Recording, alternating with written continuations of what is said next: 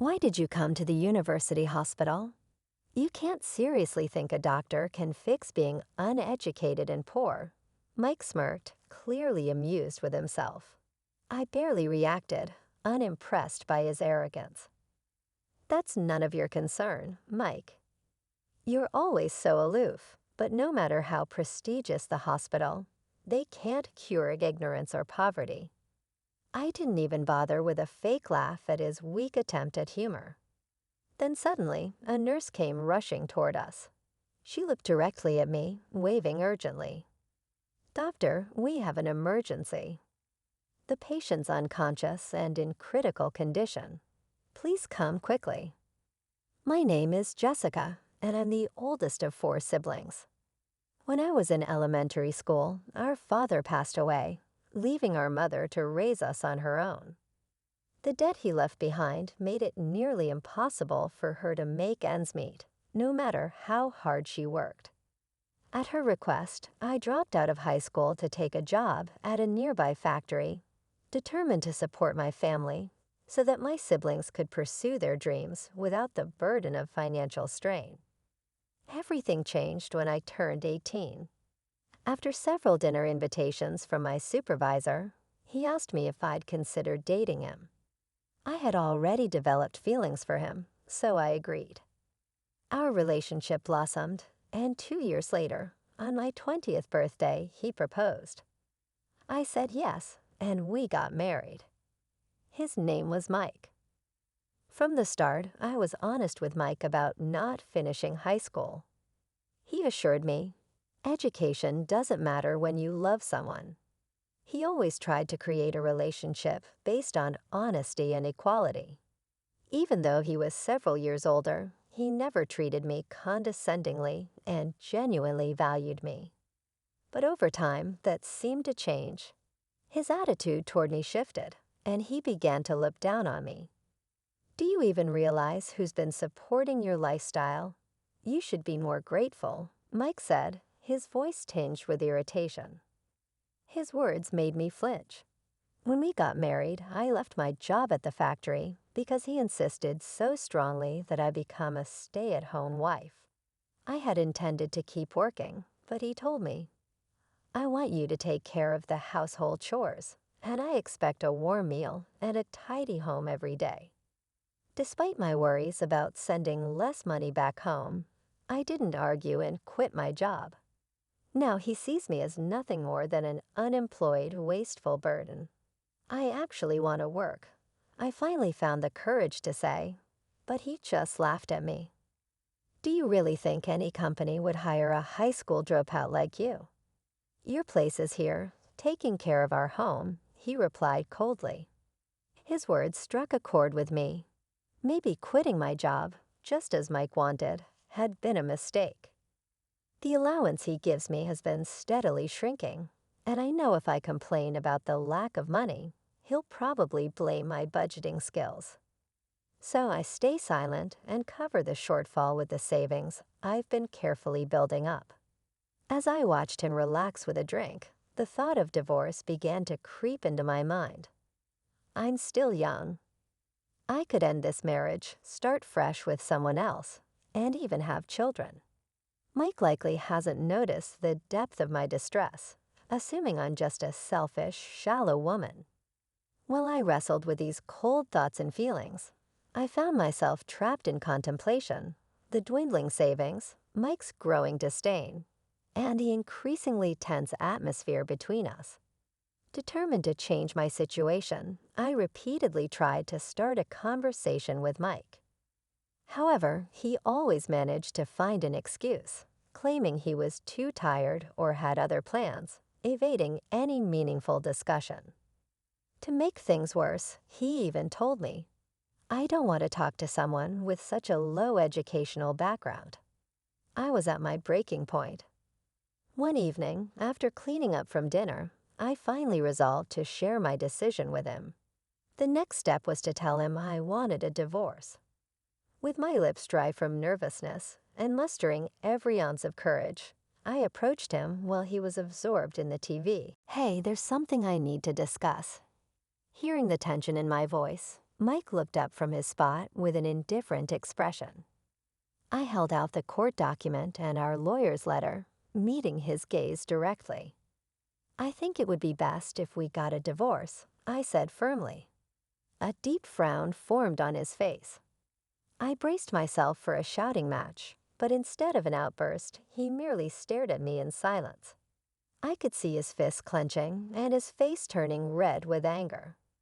Despite his fury, he held back and didn't let his emotions get the better of him. After a long, tense pause, he finally muttered in a barely audible voice, "Someone with your level of education." His fists clenched even tighter, and his eyes burned with resentment as he glared at me. I instinctively took a step back from his chilling gaze.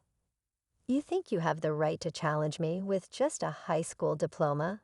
You think you can suggest a divorce to your husband?"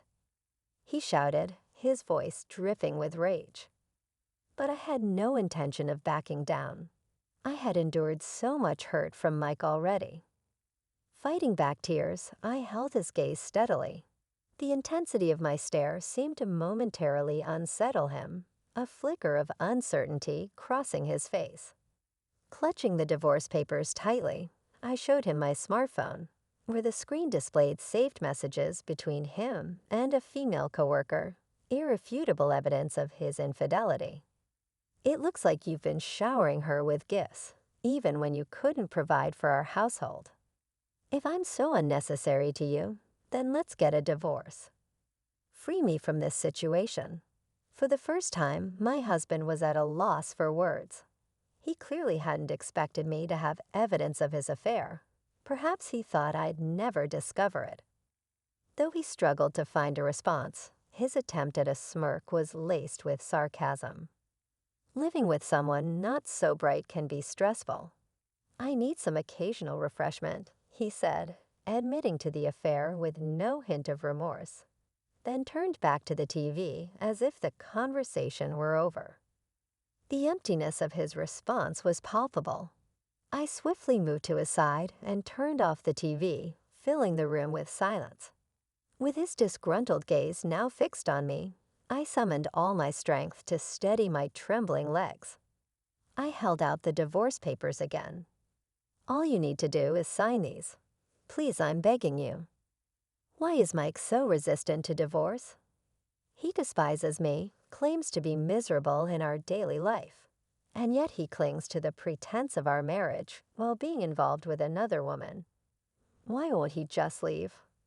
I can't make sense of it. If he believes I don't have the right to suggest a divorce, then he should be the one to propose it. I would do anything to distance myself from him.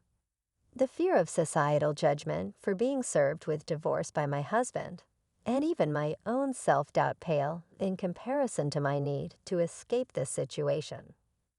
"If you want a divorce so badly," my husband said with a sigh, picking up the court documents in hand, "then repay every cent of the living expenses I've covered so far. If you can manage that, I'll consider the divorce." That's absurd. It's impossible, right? After all, you're just an uneducated, stay-at-home wife. Mike chuckled lowly, clearly amused. We've been married for 3 years, and during that time, the money he's given me for living expenses has, by even conservative estimates, totaled over $333,000.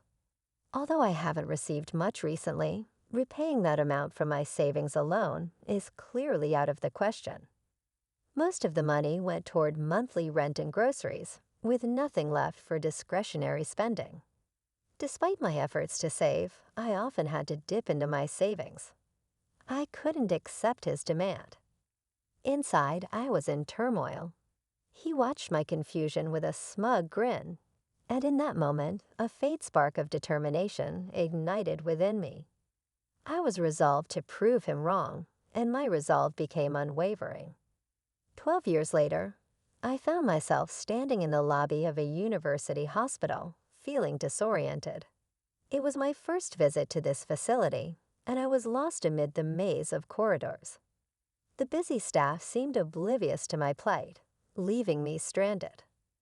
I kept consulting the rough map I held, desperately trying to figure out where I was and where I needed to go. "Is that Jessica?"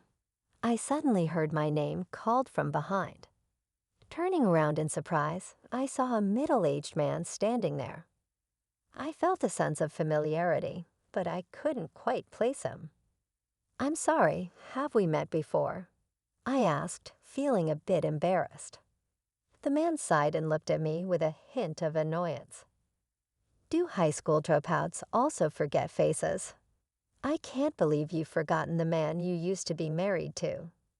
As I studied his face more closely, memories began to resurface, bringing back his familiar, arrogant demeanor. Mike. The moment I said his name, my ex-husband settled into a seat in the lobby, looking quite satisfied. "Why are you here at the university hospital?" Mike asked with a smirk. "Surely you don't think a doctor can fix being uneducated and poor." He seemed quite pleased with his own words and chuckled to himself. I remained unruffled by his smugness. "It's none of your business, Mike." "You're always so cold," he continued with a sneer. "No matter how prestigious this hospital is, I don't think they can cure a lack of education or poverty." I couldn't even muster a polite laugh at his attempt at humor. Just then, a nurse came rushing toward us. She looked in my direction and waved urgently. "Doctor, we have an emergency patient. They're unconscious and in critical condition. Please come immediately." I stood up immediately and accepted a lab coat from the nurse. Mike's eyes widened in surprise as he watched me. "I'm so sorry about this, especially on your first day here," the nurse said with a bow.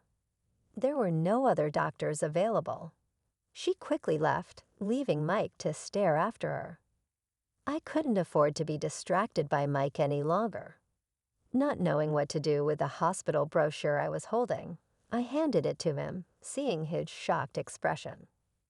"I'm a doctor." After the emergency treatment was completed, I headed straight to the consultation room. Wandering around the hospital on my own would only leave me disoriented.